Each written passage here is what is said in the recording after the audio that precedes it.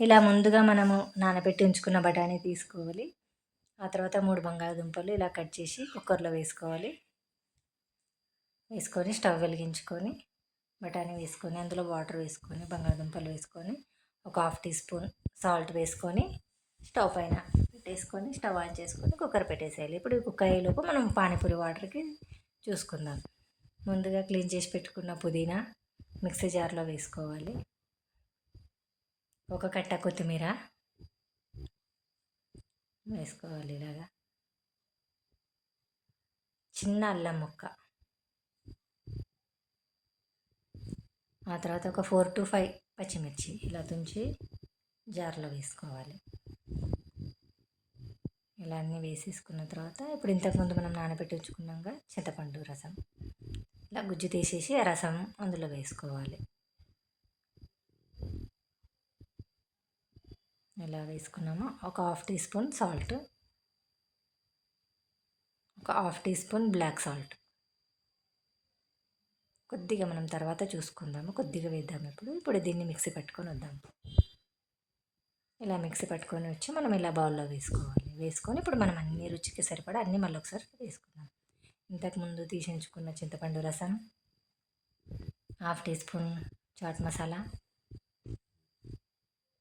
Half teaspoon black salt, కొద్దిగా salt,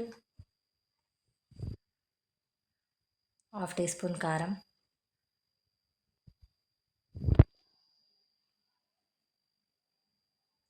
half teaspoon ధనియా powder,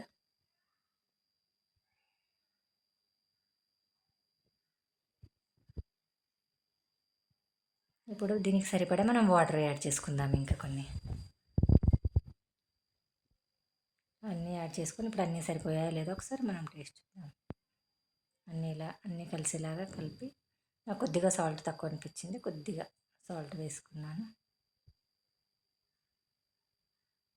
ఇప్పుడు మనం చాట్ గురించి మసాలా గురించి మనకు పానీపూరి మసాలా గురించి ఇంతకుముందు కుక్ చేసి పెట్టుకున్నాం కదా బఠానీ ఆలు ఇలా బౌల్లో వేసుకొని స్మాష్ చేసుకోవాలి. ఇలా మంచిగా నీట్గా స్మాష్ అయ్యేంతవరకు స్మాష్ చేసుకోవాలి.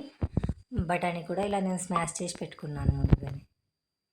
ఇలా అన్నీ బాగా స్మాష్ చేసి బఠానీ కూడా ఇందులో వేసి రెండు మిక్స్ చేసుకొని దానిపైన కొద్దిగా కొత్తిమీర చల్లుకొని ఇందులో half teaspoon black salt, chaat masala, కొద్దిగా జీరా పౌడర్, హాఫ్ టీ స్పూన్, కొద్దిగా ధనియా పౌడర్, కొద్దిగా కారపొడి హాఫ్ టీ స్పూన్, ఒక హాఫ్ టీ స్పూన్ జీరా పౌడర్, ఇలా అన్నీ వేసి కలిసేలాగా బాగా కలుపుకోవాలి. ఇప్పుడు మనకు పానీపూరికి మసాలా రెడీ అయిపోయింది. దీన్ని ఇలా పక్కన పెట్టేసుకొని దీనిపైన కొద్దిగా కొత్తిమీర చల్లుకొని ఇలా బాగా కలిసేలాగా కలుపుకొని పైనుండి కొద్దిగా కొత్తిమీర చల్లుకొని తర్వాత పైనుండి ఆనియన్స్ వేసుకొని పక్కన పెట్టేసుకోవాలి. ఇప్పుడు మనం పూరీకి చూసుకుందాం. స్టవ్ ఆన్ చేసి పెనం పైన ఆయిల్ పెట్టుకొని ఇలా మనం పూరి మనకు బయట దొరుకుతాయి రెడీ, ఇలాగే తీసుకొచ్చుకొని అన్ని పూరీలు ఇలాగే వేసుకొని వేపుకోవాలి. మనకు పూరి రెడీ అయిపోతుంది పానీపూరికి. ఇలా అన్నీ మనకు పూరీలన్నీ వేపుకుంటే పూరి రెడీ అయిపోయింది. ఇప్పుడు చూడండి ఇక్కడ వాటర్, పానీపూరి మసాలా అన్నీ వేసి ఇలా మనం ఒకసారి ట్రై చేసి చూద్దాం. ఆనియన్ మసాలా వాటర్ వేసుకొని ఇప్పుడు ట్రై చేసి చూద్దాం. బాగుందండి, చాలా బాగుంది. ఇలా మీరు కూడా ఒకసారి ట్రై చేసి చూడండి. బాగుంది, చాలా బాగుంది.